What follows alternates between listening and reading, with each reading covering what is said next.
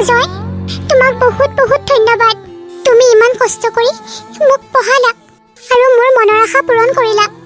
তাৰ বাবে তোমাক বহুত বহুত ধন্যবাদ অজয়। হে তেজনী, কিয় তেনেকৈ কৈছা? তোমাক আনিলো যেতিয়া মোৰ কৰ্তব্য তোমাৰ মনৰ আশা পূৰণ কৰিবলৈ, সেইকাৰণেহে কৰিছো। তোমাৰ প্ৰতি মোৰ দায়িত্ব আছে। হ'লেও তুমি এখন অটো চলাই মোক যিমানখিনি কষ্ট কৰি পঢ়াইছা আন কোনেও নোৱাৰে অজয়। হ'ব দিয়া আৰু একো ক'ব নালাগে। মা দেউতাহঁত ঢুকোৱাৰ পাছতে একমাত্ৰ তুমিয়ে আছা যি মোৰ মনৰ আশা পূৰণ কৰিছা। তাৰ কাৰণে মই সেই ঋণ কেতিয়াও পৰিশোধ কৰিব নোৱাৰিম। হে এজনী, কি বকি আছানো? মই তোমাৰ কাৰণে নকৰি কাৰ কাৰণে কৰিম কোৱাচোন? হ'লেও বাদ দিয়া আৰু, মানুহে কষ্ট কৰিয়ে খাব লাগিব। কেতিয়াবা তুমি নাখায়ো মোক দিয়া। তোমাৰ বয়সৰ সকলোবোৰে টিকিলকিলাই ঘূৰি ফুৰিছে লগৰ কেইটাৰ লগত, আৰু তুমি মোৰ কাৰণে ইমান বেছি কষ্ট কৰিছা। হ'ব, তোমাৰ কাৰণেহে কৰিছো, সদায় কৰি যাম। হ'ব দিয়া অজয়, আৰু তুমিও চিন্তা নকৰিবা, বিপদত সদায় তোমাক মই সহায় কৰিম। হ'ব দিয়া, এতিয়া তোমাৰ দেৰি হৈছে, যোৱা ডিউটি। এনেকৈ গাড়ী চলা নেকি? হা, তুমি ট্ৰেফিক আইন ভংগ কৰিছা। ছাৰ, মইনো কি ট্ৰেফিক আইন ভংগ কৰিছো? আপোনালোকে মোক বুজাই কওকচোন, মই কি কৰিলো? হ'ব, তুমি এইবিলাক উল্টা পুল্টা কথা ক'ব নালাগে। তুমি হয় জৰিমনা ভৰিব লাগিব, নহ'লে তুমি আমাৰ লগত থানালৈ যাব লাগিব। ব'লা এতিয়াই নগাঁও পুলিচ ষ্টেচন। কি? Nagaon police station? হয়। মই কিয় জৰিমনা ভৰিম? নভৰো। হ'ব, আপোনালোকে কৈছে নহয়, মোক আপোনালোকে থানাখনলৈকে লৈ বলক। আচলতে কিছুদিনৰ আগতে অজয়ৰ পত্নী সেইখন থানাতেই পোষ্টিং হৈছিল। অজয়ৰ পত্নী কৰিশ্মাক অটো চলাই বহুত কষ্ট কৰি পঢ়াইছিল, আৰু তাৰ পাছতে কৰিশ্মাৰ চাকৰি হৈছিল।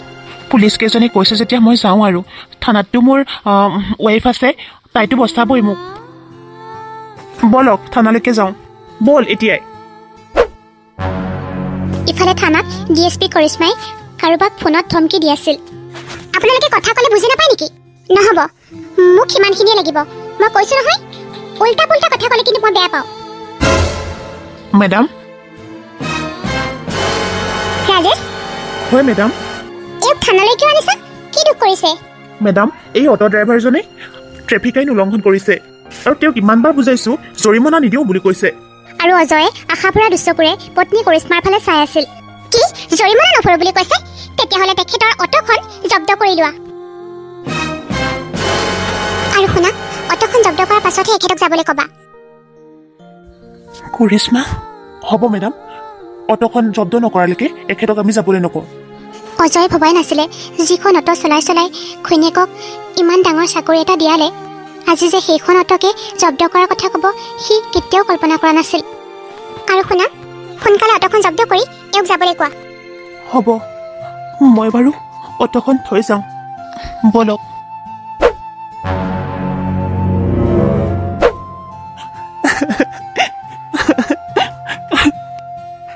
আগতে মই অটোখন চলাই কষ্ট কৰি পইচাকেইটা তাইৰ হাতত দিলে তাই মোক কৈছিল ইমাননো কিয় কষ্ট কৰিব লাগে মোৰ কাৰণে। তাইতো মোক বহুত ডাঙৰ কথা কৈছিলে তেতিয়া, যেতিয়ালৈকে তাই এটা ভাল চাকৰি নাপাব তেতিয়ালৈকেহে তাই মোক কষ্ট কৰিবলৈ কৈছিল।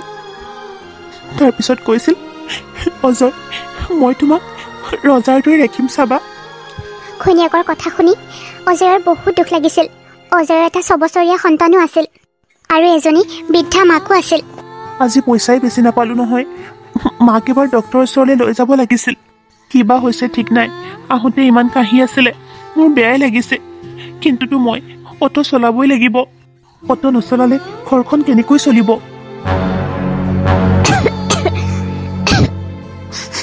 মা, আজি তোৰ কাৰণে মই ঔষধ আনিব নোৱাৰিলো, কালিলৈ পাও যদি আনি দিম দে। হ'ব দে বোপাই, আনিলেই হ'ল।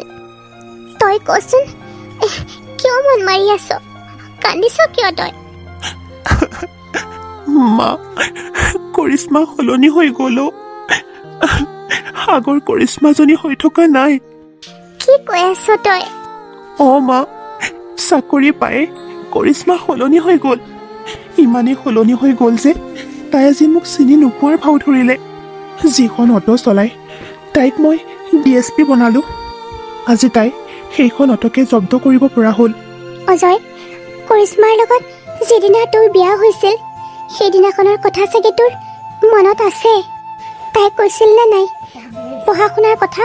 পঢ়া শুনাৰ কাৰণে তাই কিমান জিদ ধৰিছিল। আৰু আমাৰ ঘৰখনৰ এনেকুৱা অৱস্থা দেখিও তাই পঢ়াবই লাগিব বুলি দাবী কৰিছিল। কিন্তু তই তাইক ইমানেই ভাল পাইছিলি যে তাই বিচৰা সকলোবিলাক কামেই কৰি গৈছিলি। তাই মনৰ আশা সকলোবিলাক পূৰণ কৰিবলৈ চেষ্টা কৰিছিলি। এতিয়া বোৱাৰীটোক এনেকুৱা কৰিব পৰা হ'ল। মই ভবাই নাছিলোঁ মা, কৰিশ্মা যে এনেকুৱা হ'ব। মই কেতিয়াও কল্পনা কৰা নাছিলোঁ মা। বাবু ক'ত গ'ল? সি শুইছে অকণমান। ৰাতিপুৱাৰ পৰা মোৰ লগতে খেলি আছে। মাকৰ কথা মনত পেলাই এবাৰ কান্দিছিল, কিন্তু পিছত মই সাধু শুনাওঁতে সি মনে মনে থাকিল। তাইতো ইয়াত থাকিলেই হ'ল, বেছি দূৰো নহয়। কোৱাৰ্টাৰতনো কিয় থাকিব লাগে? ক'ত থাকিব আমাৰ লগত? আমাৰ লগত দেখোন তাইৰ ষ্টেণ্ডাৰ্ডে নিমিলে। তাইতো কোৱাৰ্টাৰত থাকিবই। আমাৰ নিচিনা ভঙা চিঙা জুপুৰি ঘৰত থাকিব জানো? নিজৰ ল'ৰাটোলৈকেও মনত নপৰা হ'ল তাই। ইমানেই সলনি হৈ গ'ল তাই। অজয়ৰ ইমান সময় লাগিছেনে? এতিয়ালৈকেতো কোৰ্টৰ পৰা কাগজ পত্ৰ কিবা উলিয়াই অটোখন লৈ যাব পাৰিলে হয়। কিয় ইমান দেৰি কৰিছে? ৩-৪ ঘণ্টা হ'ল আহি, এতিয়ালৈকে আহিবলৈ হোৱা নাই। ঘৰলৈ গ'লে মানে সকলোবিলাক পাহৰিয়ে যায়। মই এতিয়াই ঘৰলৈ যাব লাগিব। কি কৰিছে মই চাই আহোঁ। তুমি এইবোৰ কি কৈ আছা মা? তই কি কৰিলি কচোন? এইবোৰ কি কৰিলো মা? তই এনেকুৱা ওলাবি বুলি মই কেতিয়াও ভবা নাছিলো।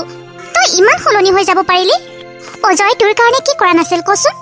তোৰ পঢ়াৰ খৰচ উলিয়াবৰ কাৰণে খোৱা বোৱা সকলোবিলাকে বাদ দিছিল সি। আৰু চাকৰি পায়ে আজি তই অজয়ক কেনেকৈ গুৰ মাৰি দিব পাৰিছ? তোমালোকে মোক কি উচিত কি অনুচিত শিকাব নালাগে, গম পাইছা নহয়?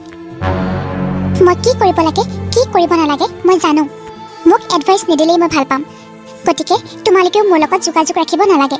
তোমালোকে যি কৰা কৰি থাকা। মাজনী, তই নিজৰ মাৰ বাপেৰকো এনেকুৱা কথা কৈছ? অঁ কৈছোঁ। আজিৰ পৰা তোমাৰ দেউতা আৰু ভাইটিৰ লগত একো সম্পৰ্ক নাই। কি মাজনী, তই কি কৈছ? মই যি কৈছোঁ সঁচা কৈছোঁ। তই ইমান অহংকাৰ কৰিছ? হ'ব দে, আজিৰ পৰা তোৰ লগত আৰু আমাৰ কোনো সম্পৰ্ক নাই। তোক যদি ভাল কথাটো কওঁতেও তই বেয়া পালি, তেতিয়াহ'লে নালাগে। হ'ব দে, ঠিক আছে হ'ব, মই ফোন ৰাখোঁ। বৰ লেকচাৰ দিবলৈ আহে। এইবিলাকত লাগি থাকিবলৈ মোৰ এনেও টাইম নাই। মোৰ থানালৈ যাবলৈ দেৰি হৈছে, যাওঁগৈ।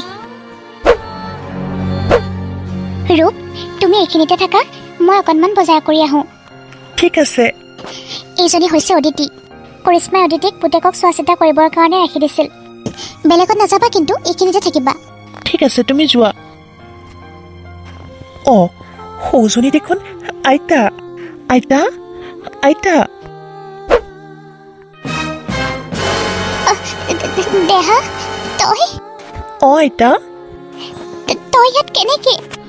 মই অদিতি বাৰ লগত আহিছিলোঁ বজাৰ কৰিবলৈ। কোন অদিতি?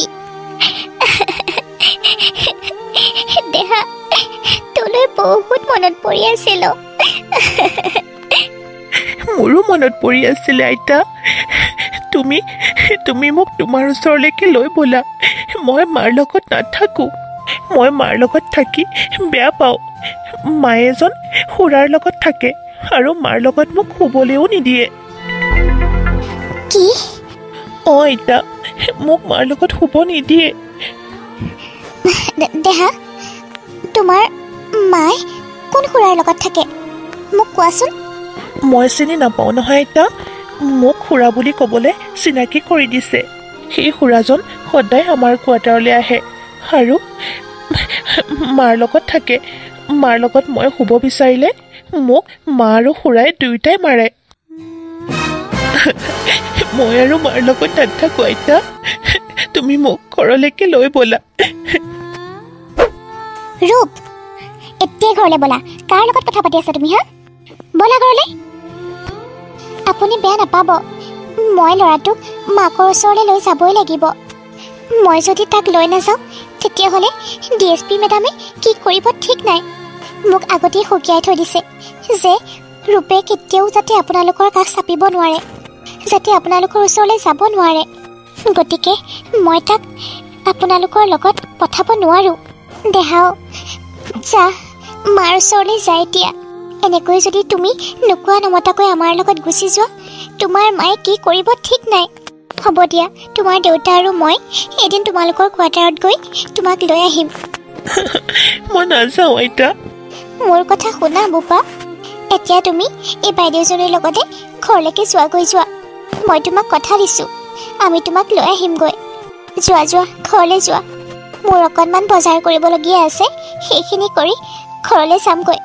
তুমি চিন্তা নকৰিবা আৰু কান্দি নাথাকিবা, আমি যাম বুলি কৈছোঁ নহয়। হ'ব দিয়া আইতা, যাবা কিন্তু। যাম আকৌ, আমি জানো তোমাক এৰি থাকিব পাৰিছোঁ। হ'ব দিয়া আইতা। যোৱা, ৰূপক লৈ যোৱা। ৰূপ, ব'লা।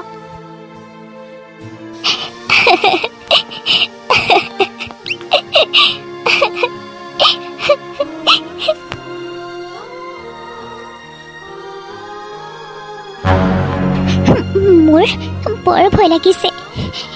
বোৱাৰীয়ে কেনেকৈ এনেকুৱা কৰিব পাৰে? অজয়ে তাইক ইমান বিশ্বাস কৰিছিল আৰু তাই লুকাই লুকাই পৰপুৰুষৰ লগত সম্পৰ্ক কৰি আছে। মোৰ বৰ ভয় লাগিছে। কথাবোৰ শুনাৰ পৰা মই শান্তিৰে থাকিব পৰা নাই। মই অজয়ৰ আগত ক'ম নে নক'ম বাৰু এইবিলাক কথা? নাই, নকওঁ, সি ভাঙি পৰিব। নাই, নকলেওতো নহ'ব। দেহাৰ কথা আছে। দেহাই যদি এইবিলাক কথা ক'ব পাৰিছে, মইনো অজয়ৰ আগত কওঁতে কি ডাঙৰ কথা। মা, অ' মা, মা, তুমি কান্দিছা যে? আজিৰ পৰা 4 দিনৰ আগতে যে মই বজাৰলৈ গৈছিলোঁ, অঁ, তাতে মই দেহাক লগ পাইছিলোঁ। কি? অঁ অজয়, তাৰপাছত? সি মোক দেখি বহুত কান্দিলে আৰু ক'লে, আইতা, মই তোমাৰ আৰু দেউতাৰ লগতহে থাকিম, মাৰ লগত নাথাকোঁ। কি? দেহাই তেনেকে কৈছে? অঁ অজয়, তাতকৈ ডাঙৰ কথা, তাইতো নিজৰ ল'ৰাটোৰ কাৰণে সময়ে নাই। তাক চোৱা চিতা কৰিবৰ কাৰণে এজনী ছোৱালী ৰাখি দিছে। সেই ছোৱালীজনীৰ লগতে সি বজাৰলৈ আহিছিলে আৰু তাতেই মোক দেখা পালে আৰু কৈছে মাকৰ লগত বোলে শুবলৈকেও নিদিয়ে তাক। কোনোবা বোলে ল'ৰা এটা কোৱাৰ্টাৰলৈ আহি থাকে, সেই ল'ৰাটোৱে তাইৰ লগত শুৱে আৰু সি শুম বুলি জোৰ কৰিলে সিহঁত দুয়োটাই দেহাক মাৰপিট কৰে বোলে। কি?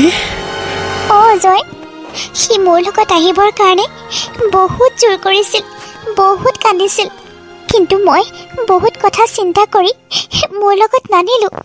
কিন্তু ইমান সৰু ল'ৰাটোৱে মাকৰ বিষয়ে ইমানখিনি কথা ক'ব পাৰিলে, সেইটোহে মই আচৰিত। সেইটোৰ লগত বোলে তাই একেলগে থাকে। মাকৰ মুখৰ পৰা অজয়ে এইবোৰ কথা শুনি তাৰ বুকুখন বিষাবলৈ ধৰিলে। কি হ'ল অজয়? নাই মা, মোৰ বুকুখন বৰকৈ বিষাইছে দেখোন।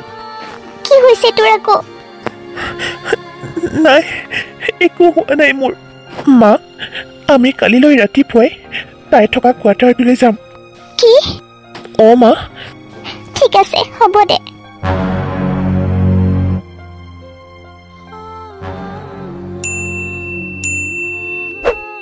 কোন আহিল আকৌ ইমান ৰাতিপুৱাই? গৈছো। মা, অজয়, আপোনালোকে আগতে আহিলে কিয়? আমি আমাৰ নাতিটোৰ ওচৰলৈ আহিব নালাগিছিল নেকি? তোমালোকক এবাৰ চাই যাওঁ বুলি আহিলো। কিয় আহিব নালাগিছিল নেকি? অজয়, অজয়ে তাইৰ ৰুমৰ ভিতৰলৈকে সোমাই গ'ল।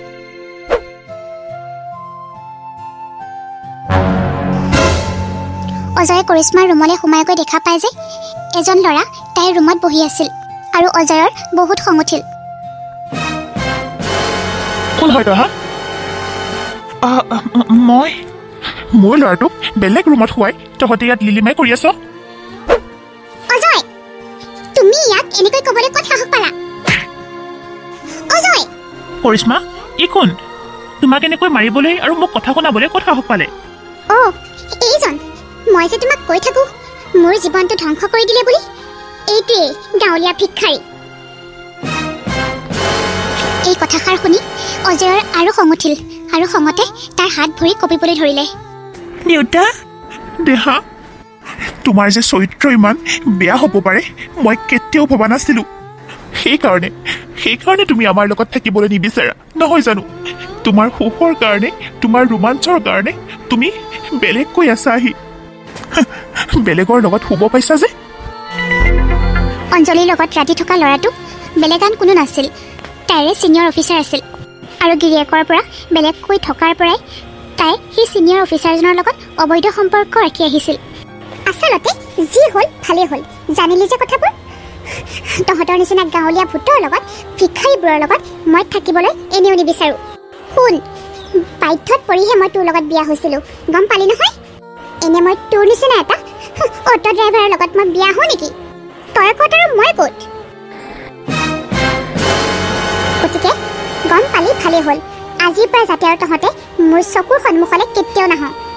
দেহা ব'লা আমি ঘৰলৈ যাওঁ। ব'লা দেউতা। যাবলৈ বিচাৰিছো যদি আৰু এটা কাম কৰি যা আকৌ। আৰু শুন, মই তোক ডিভোৰ্চ দিব বিচাৰোঁ। মই সেই পেপাৰ আগতীয়াকৈ আনি থৈ দিছোঁ, টেবুলৰ ওপৰতে আছে। যা, তাত চাইন কৰ আৰু মোৰ চকুৰ আগৰ পৰা আঁতৰ হ, মোৰ লাইফৰ পৰা আঁতৰি যা। ঠিক আছে, মই চাইন কৰি দিম। যি হ'ল ভালেই হ'ল দিয়া।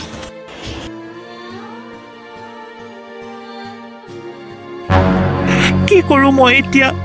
ল'ৰাটোৰ ভৱিষ্যতৰ কথা আছে, মই তাক কেনেকৈ গঢ় দিওঁ? বৰ চিন্তা লাগিছে। অটোখনেও থানাত ৰখাই থৈ দিছে। কি কৰোঁ? বজাৰ সমাৰ কৰিবলৈও পইচা নাই, বহুত অসুবিধা হৈছে। কেনেকৈ চলোঁ মই? সকলোবিলাক পইচা মই তাইৰ লগতেই খৰচ কৰিলোঁ। কি হ'ব এতিয়া? অজয়, অজয়। মা। তই কি কৰিছনো? এনেই মা। এইখন কিহৰ কাগজ চাচোন। মই পুৰণা বাকচটো খুলি থাকোঁতে এইখন তলতে পাইছোঁ। মা, ইয়াত দেখোন মাটিৰ কথা লিখা আছে, আৰু যিখিনি মাটিৰ কথা লিখা আছে বহুত কোটি টকাৰ মাটি দেখোন। মা, এয়া চাগে আমাক ভগৱানে কিবা চমৎকাৰ কৰিছে। আমি কাম এটা কৰোঁ মা, আমাৰ হাতত একো উপায় নাই, ল'ৰাটোৰ ভৱিষ্যতৰ কথা আছে। সেইকাৰণে আমি এইডোখৰ মাটিকে বিক্ৰী কৰি দিওঁ। আজি আমাৰ গাঁৱৰ অনিল দাহঁতৰ ঘৰলৈ যাম। অনিল দাই ল'বই, ইমান ধনী মানুহ যিহেতু। সঁচাকৈয়ে ভগৱানে আমাক কিবা চমৎকাৰ কৰিছে। তোমাক বহুত বহুত ধন্যবাদ প্ৰভু। হ'ব, তই সেইটোকে কৰ, সিহঁতৰ ঘৰলৈ যাচোন। ঠিক আছে মা, মই যাওঁ। হে ভগৱান, চকু মেলি চাবা আৰু। তাৰপিছত অজয়ে সিহঁতৰ গাঁৱৰে সকলোতকৈ ধনী ব্যক্তিজনক বহু কোটি টকাত সেইখিনি মাটি বিক্ৰী কৰি দিলে। তাৰ পাছত সিহঁতৰ টকা পইচাৰ একো অভাৱ নাছিল আৰু ঘৰৰ পৰাই পাপৰৰ এটা বিজনেছ আৰম্ভ কৰিলে, আৰু সেইটো ভালদৰে চলিল। এতিয়া অজয়ৰ হাতত বহুত টকা আছিল। অজয়ৰ পঢ়া শুনাটো বহুত ভাল আছিল, কিন্তু কৰিশ্মাৰ কাৰণে সি নিজৰ পঢ়া শুনা সকলোবিলাক ত্যাগ কৰিছিল। ঘৈণীয়েকক পঢ়াবৰ কাৰণে সি নিজৰ পঢ়া শুনাকো ত্যাগ কৰি পেলাইছিল আৰু বহুত কষ্ট কৰিছিল। কিন্তু এতিয়া যিহেতু তাৰ হাতত টকা পইচাৰ একো অভাৱ নাছিল, মাকে ভাবিলে সি আকৌ নতুনকৈ পঢ়ক। অজয়, মই যিটো কৈছোঁ সেইটো শুন। তই সেইজনীৰ কাৰণে নিজৰ লাইফটো বৰবাদ কৰিব নালাগে। তই পঢ়া শুনাটো ইমান ভাল, তাইৰ কাৰণেহে তই নিজৰ পঢ়া শুনাখিনি বাদ দিছিলি। তই আকৌ পঢ়, তাইক দেখুৱাই দে তই কি আৰু তাই কি। চাহ, আমাৰ একো দুখ নাছিলে কাৰণে ভগৱানে আমাক চকু মেলি চাইছে। মই যিটো বিজনেছ কৰিছোঁ আচাৰ আৰু পাপৰৰ, সেইটো ধুনীয়াকৈ চলিছে। মই তাই যে কোৱাৰ্টাৰত থাকে সেইজনী ছোৱালীজনী যে, তাইও তাতে আৰু থাকিব বিচৰা নাই। তাই বোলে যি ব্যৱহাৰ। তেতিয়া মই ক'লোঁ, তুমি আমাৰ লগতে আচাৰ ব্যৱসায় কৰিব পাৰিবা যদি বিচৰা। তেতিয়া কি ক'লে? তাই থাকিম বুলি কৈছে। এতিয়া আৰু আমাৰ চিন্তা নাই দে, তাইও সহায় কৰিব। মা, হ'ব দিয়া, তুমি চিন্তা কৰিব নালাগে। মই নতুনকৈ পঢ়িম। তুমিও ধুনীয়াকৈ চলিব পাৰিছা তোমাৰ বিজনেছটো দি, আৰু মোৰো হাতত অলপ টকা আছে, গতিকে মই পঢ়োঁ মা। তই একো চিন্তা কৰিব নালাগে, মই আছোঁ তোৰ লগত, আৰু তোৰ ল'ৰাটো আছে। তই খালি পঢ়াত ফ'কাছ কৰ। মা, তাইৰ কাৰণে মই নিজৰ সপোনবোৰ মই মোহাৰি পেলাইছিলোঁ, কিন্তু এতিয়া মই দেখুৱাব লাগিব। এইটোহে মোৰ ল'ৰা। হ'ব মা, মই আজি এডমিশ্যন লৈ আহোঁ।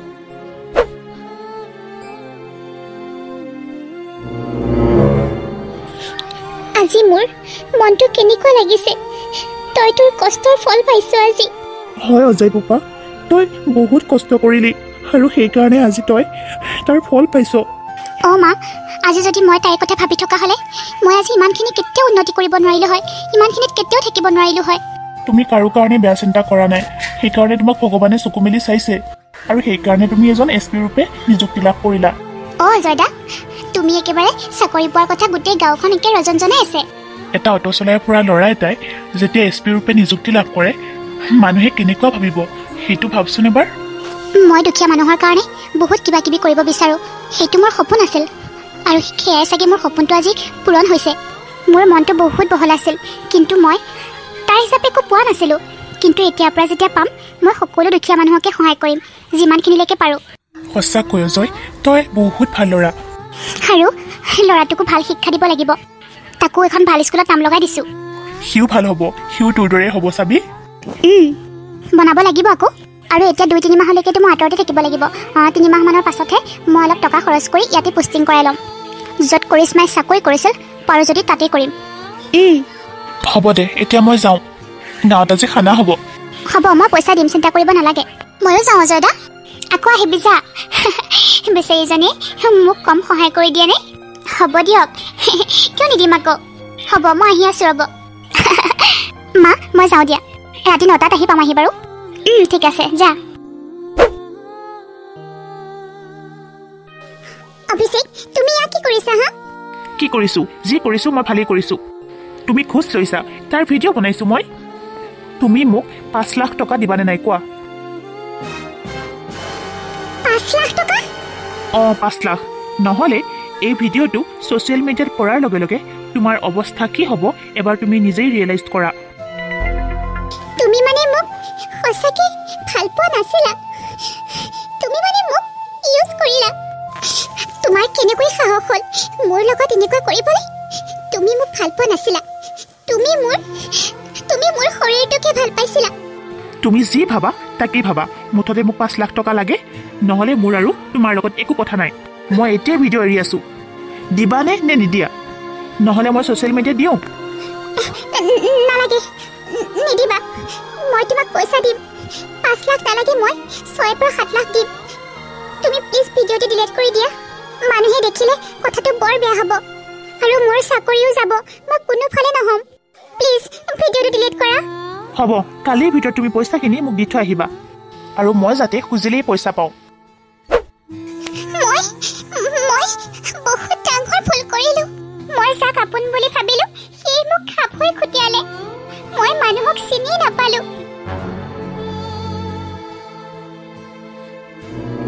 মই কি কৰিম এতিয়া? মোক দেখোন ই ব্লেকমেইলিং কৰিবলৈ লৈছে। মই কি কৰিলোঁ? অজয়ে মোৰ কাৰণে ইমানখিনি কৰিলে আৰু মই কি কৰিলোঁ তাৰ কাৰণে? মই ইমান ভাল মানুহ এটাক ত্যাগ কৰি সেই নৰপিশাচটোক মই আঁকোৱালি লৈছিলোঁ আৰু মই যাক আপোন বুলি ভাবিলোঁ সিয়ে মোক ইমানখিনি কষ্ট দিবলৈ ল'লে। অজয়, তুমি মোৰ কাৰণে বহুত কৰিলা। প্ৰথমতে আহোঁতে মোৰনো কি আছিল? ইমান কষ্ট কৰি মোক পঢ়ুৱালা, দিনৰ দিনটো অটো চলাই চলাই মোক পঢ়ুৱালা। আনকি নিজে ইমান পঢ়া শুনাত চোকা, তথাপিও নিজে নপঢ়িলা। মোৰ বাবে সকলোবিলাক সপোন ত্যাগ কৰিলা তুমি। আৰু মই মোৰ কাৰণে ইমানখিনি কৰা ল'ৰা এটাক এৰি খন্তেকীয়া সুখৰ কাৰণে মই ইয়াৰ লগত থাকিছিলোঁ, আনকি নিজৰ ল'ৰাটোকো ত্যাগ কৰিলোঁ।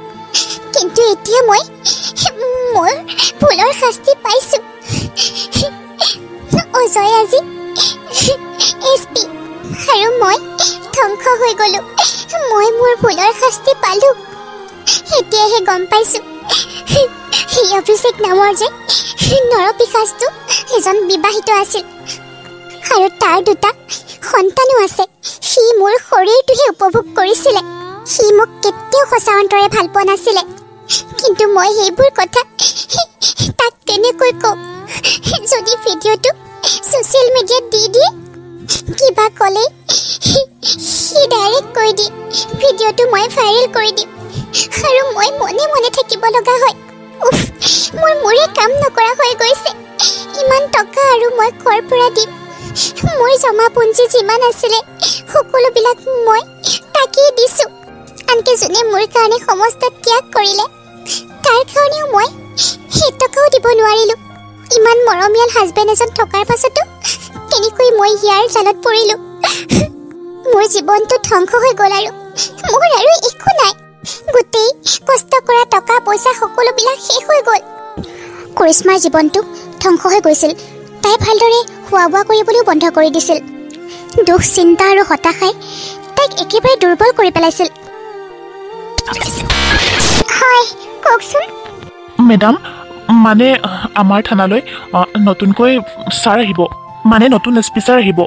গতিকে আপোনাক আদৰণি সভালৈ মতা হৈছে তেখেতক আদৰিবলৈ কাৰণে, আৰু আপুনি ভাষণো দিব লাগিব তাত। ঠিক আছে বাৰু, মই চেষ্টা কৰিম যাবলৈ। ঠিক আছে মেডাম।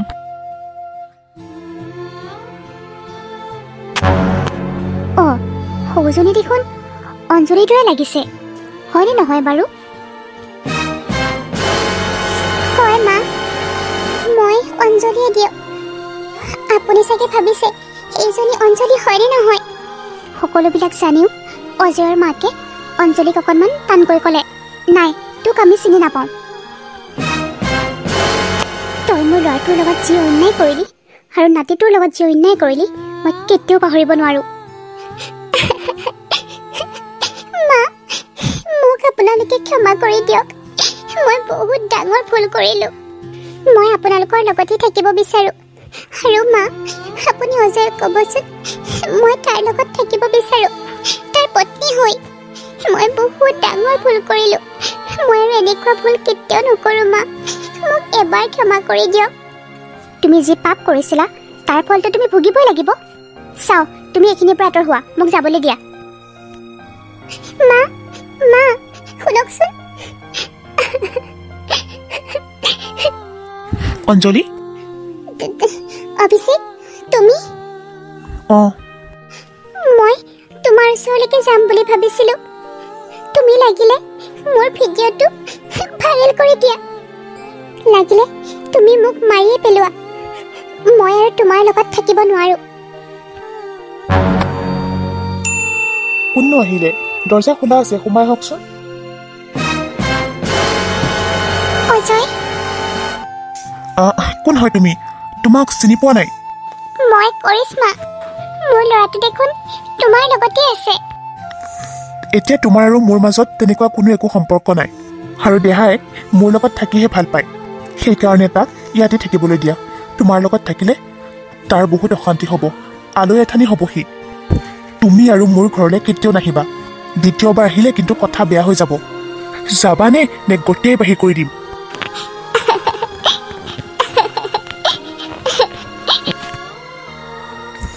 তুমি মোৰ লগত যিখিনি কৰিলা মই কেতিয়াও পাহৰিব নোৱাৰিম। নমৰালৈকে মই তোমাকেই ভাল পাই থাকিম, কিন্তু মই তোমাক আঁকোৱালি ল'ব নোৱাৰোঁ।